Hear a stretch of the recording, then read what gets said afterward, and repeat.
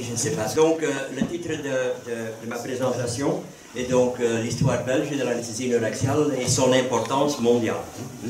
Et ça dans 20 minutes. Donc, le bouton. Donc, on parle donc de différentes technologies, aussi de différents domaines. Et où est-ce qu'il faut commencer? Peut-être il faut retourner.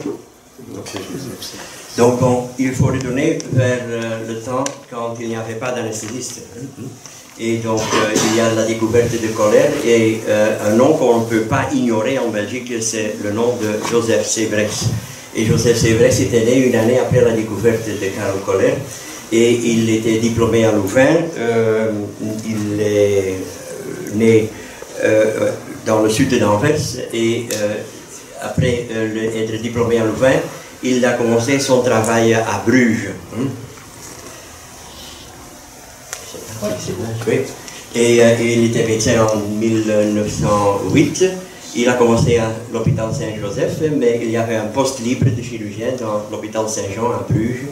Et il avait deux domaines d'intérêt. C'était la tuberculose et c'était l'anesthésie rachidienne. Et dans la pratique, c'était donc la majorité était donc l'anesthésie rachidienne. Et comme mon influence, mon information est correcte, il a fait dans sa carrière approximative 500 000 d'anesthésie rachidienne et aussi de l'anesthésie hypobare parce qu'il était intéressé dans la tuberculose et donc pour la chirurgie thoracique, il avait besoin donc de substances hypobares. Il avait un rêve donc d'ouvrir un hôpital dédié complètement à la chirurgie, pas loin de l'hôpital Saint-Jean, mais il y avait la guerre mondiale et en 1948 il est décédé. Donc son ambition n'était pas de publier beaucoup, mais parce qu'il avait besoin d'obtenir le titre de professeur à Louvain, il était obligé donc de publier.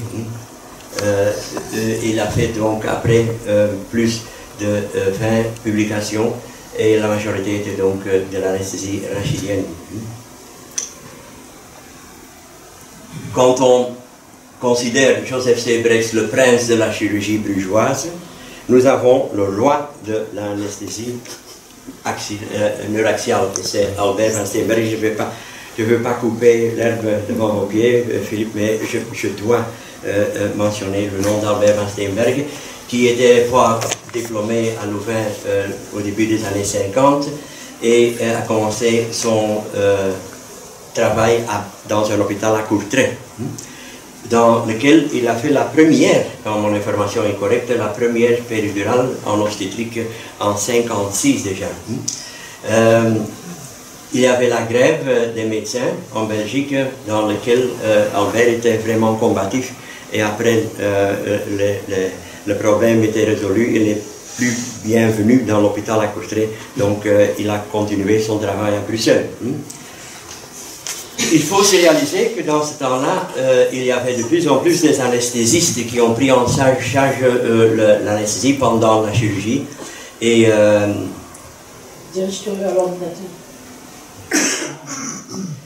donc il faut aussi se réaliser qu'il y avait une exception. En Belgique, il y avait beaucoup d'obstétriciens qui, jusque les années 80, ils l'ont fait, donc les péridurales, chez les parturiantes eux-mêmes. Et c'était parce qu'il avait l'occasion d'être invité par Andrew Doty, c'était un anesthésiste à Londres qui invitait tout le monde qui était intéressé d'apprendre la péridurale dans 2 semaines. Et j'ai connu donc des gynécologues qui ont fait jusqu'à les années 80 parce que j'ai traité les complications, donc c'était logique que je les connais. Ici c'est un Hollandais qui a fait le PhD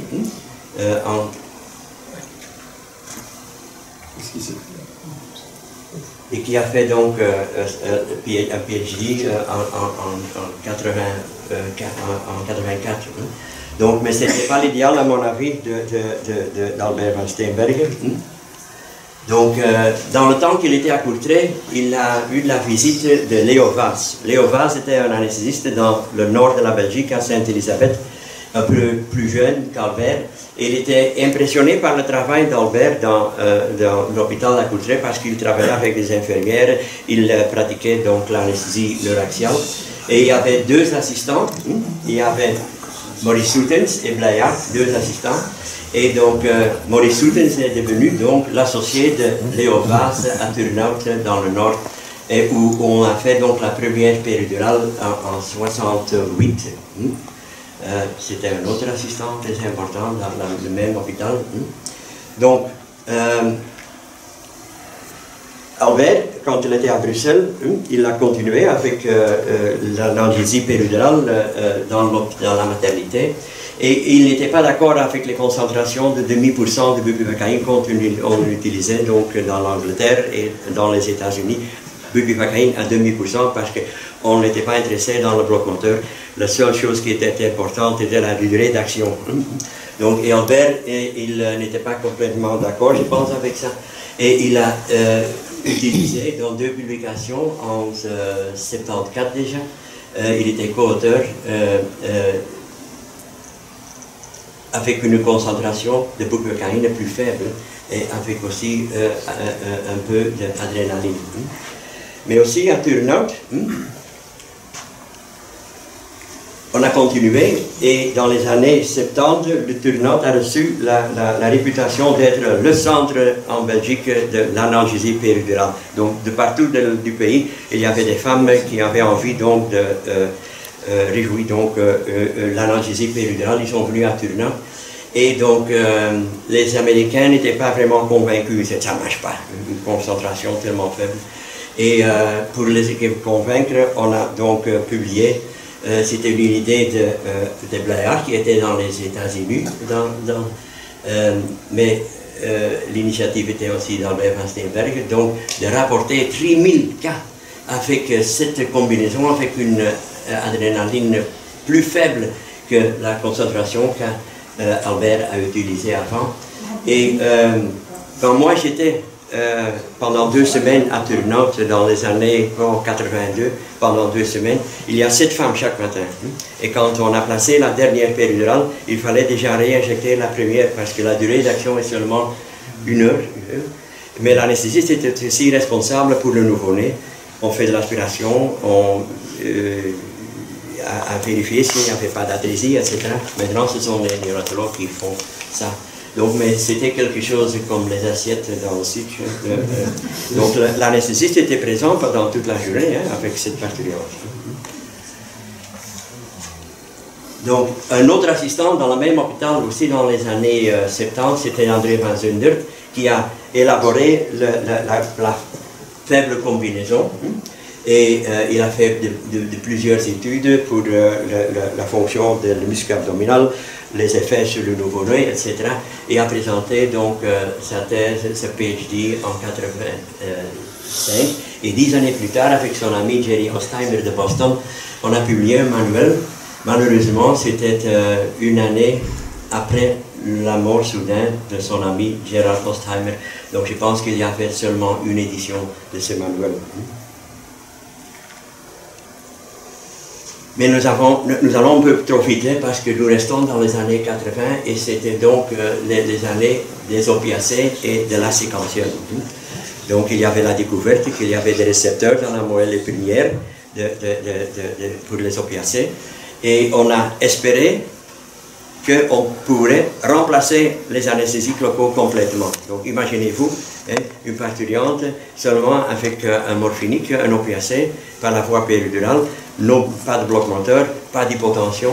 Donc, mais c'était donc une catastrophe parce que la morphine, ça ne marche pas, même 10 mg par la voie péridurale, ça ne marche pas parce que les récepteurs de la douleur viscérale se trouvent plus profondément dans la moelle épinière. Donc, on a essayé dans l'hôpital aussi la buprenorphine, mais c'est aussi avec des résultats pauvres. Mais on habite en Belgique et on a Janssen Pharmaceutica, et Janssen Pharmaceutica, c'était donc logique qu'on était les premiers pour étudier le sulfentanyl, et pour ça l'honneur doit être donné à un anesthésiste qui travaillait à Gand, c'était Donadoni, qui a fait des études, quelle est la dose optimale. seulement les opiacés, et donc sulfentanyl 50 mg dans ce temps-là était la dose idéale. Aussi à Bruxelles, dans le département de professeur Camille, on a aussi fait des études avec la même dose de sulfentanyl. On a quand même essayé, ce n'est pas une bonne idée à mon avis, d'essayer l'alfentanyl par la voie péridurale pour le travail. Et dans mon hôpital, nous avons aussi étudié les 50 microgrammes, mais on a étudié s'il y a une différence quand on utilise une dilution différente. Mais ce qu'on a aussi fait, c'est donc ajouter et combiner avec bupivacaïne. Et les résultats qu'on a présentés à Rome, dans l'ESRA, en 1985, étaient donc qu'on a besoin de plus d'études pour vérifier s'il y a un avantage de combiner les anesthésiques locaux et les opiacés. Et moi, j'ai aussi essayé de combiner avec la clonidine. Et donc, la combinaison de la faible concentration de bupivacaïne et l'association avec le sulfentanyl était quelque chose qui attirait l'attention d'Albert van Steenbergen, qui a résulté dans c'est la première publication, parce que Félicité Reynolds à Londres était le premier de combiner fentanyl et bupivacaïne pendant le travail. Mais ici, c'était donc une étude d'Albert, bupivacaïne avec sulfentanyl, mais une dose faible aussi, comparée avec les doses qu'on utilisait dans les États-Unis, donc bupivacaïne 4% et sulfentanyl 30 microgrammes. Donc, mais c'était Albert qui a déjà supposé, peut-être ça peut être intéressant, la combinaison en termes de bloc moteur et enfin en accouchement instrumental, mais il avait besoin donc d'une étude multicentrique. C'était qui est effectué quelques années plus tard sous la direction d'un nouveau patron à Louvain, c'était Hugo Van Aken, et c'était donc une étude multicentrique, presque 1000 parturientes. Et dans cette étude, on a démontré que la dose faible de bupivacaïne combinée avec sulfentanyl résulte dans moins d'accouchement instrumental. Et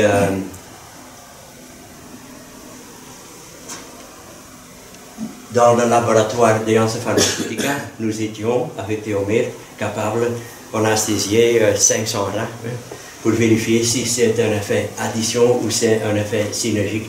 Et donc c'est clair que la combinaison est donc un effet synergique. Mais malheureusement, on n'a pas publié dans un journal d'anesthésie. Dans la puberté de l'Internet, il n'y a pas beaucoup d'auteurs qui ont trouvé notre étude dans les études ultérieures. Nous sommes toujours dans les années 80 et il y a une autre technologie qui est devenue très intéressante, et c'est donc la séquentielle avec un grand promoteur, c'est Narine Raval de la Suède. Quand moi j'étais à Malmö, l'ESRA Congrès, en 1986, le Bibron m'a donné un ensemble de 2 aiguilles, mais je suis obligé donc de les obliger plusieurs fois parce que j'avais seulement un ensemble.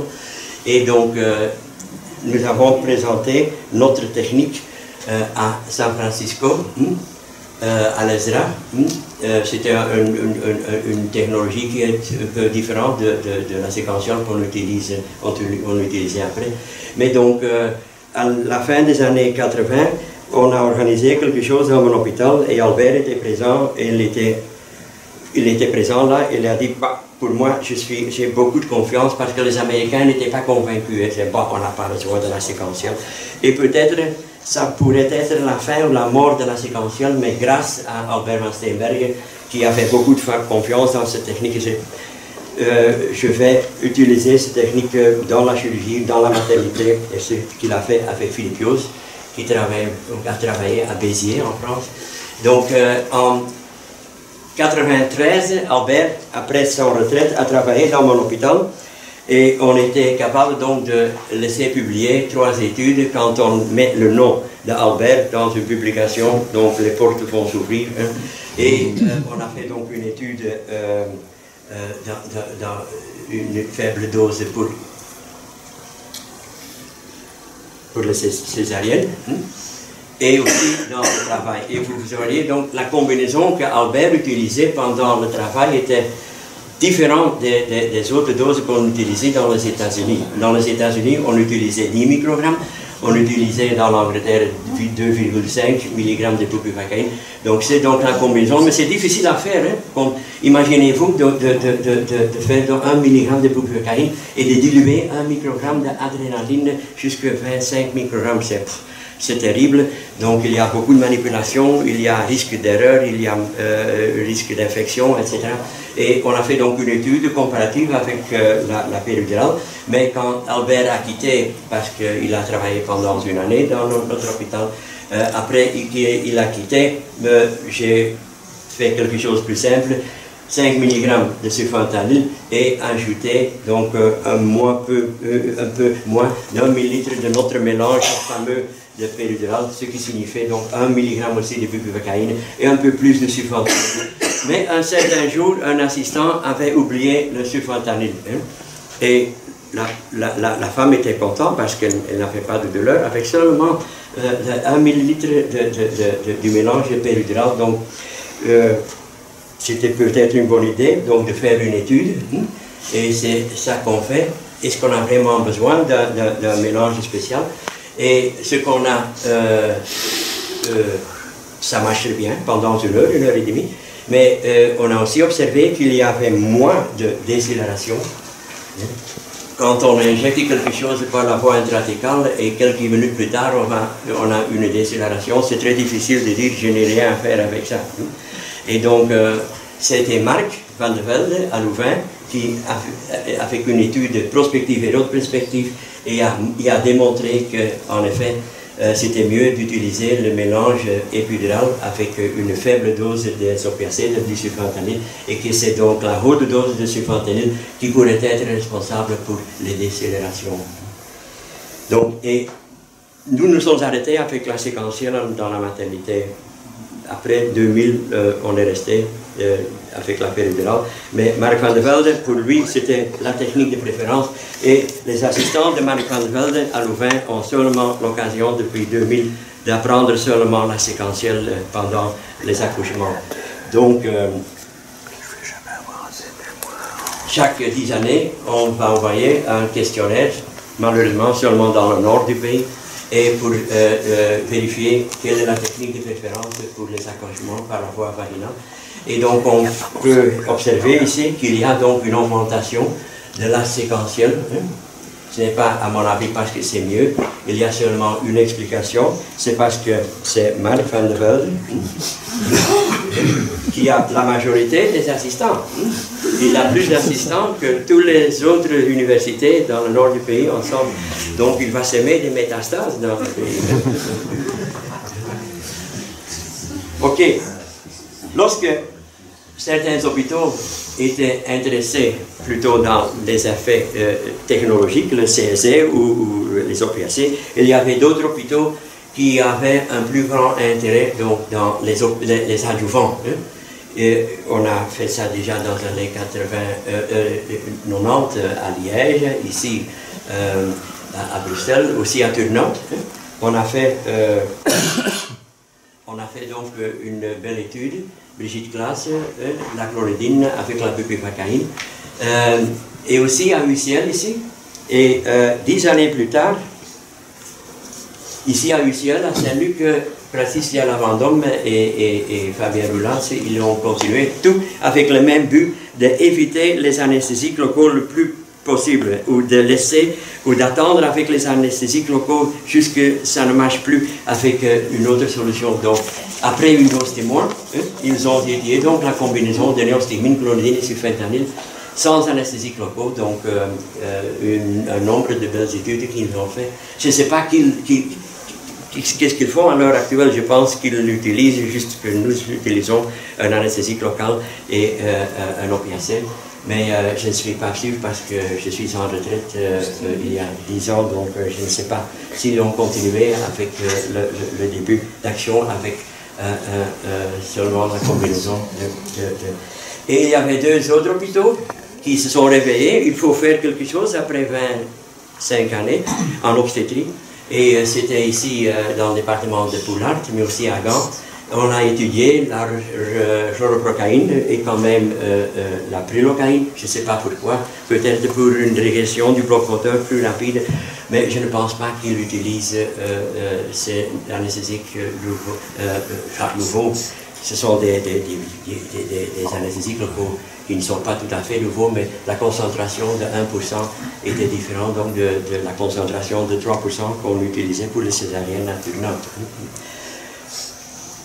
Pour être complet, je dois aussi mentionner donc clinique de la douleur. Ce n'est pas pour charmer notre chairman, mais à Turnhout, il y avait déjà une clinique de douleur, donc quelque chose de latéral, une consultation un après-midi qu'on fait des blocs. Mais pour moi, l'honneur de la première clinique de la douleur vient donc à Liège, à Jean-Claude Vogel, qui a sacrifié les 25 dernières années de sa carrière, je pense, il a dédié seulement à la douleur chronique. Donc ça, c'est du rien vu, du jamais vu.